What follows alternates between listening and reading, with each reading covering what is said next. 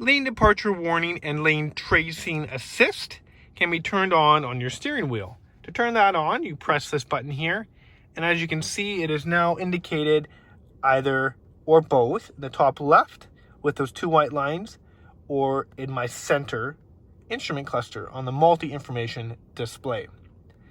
Once you're going faster than 50 kilometers an hour, the camera up here will pick up the painted lines to warn you and to assist you, in most vehicles, back in between the lines.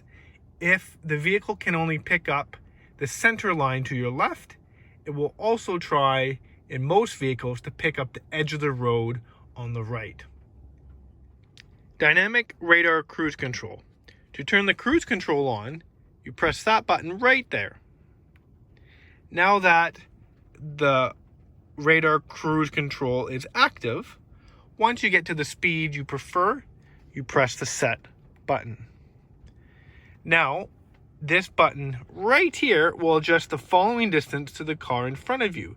So you have an approximate 160 feet, 130 feet, and 100 feet following distance. So if you are to catch up to someone going a little bit slower, your vehicle will slow down and match the vehicle in front of you, maintaining a safe distance that you have set and matching their speed.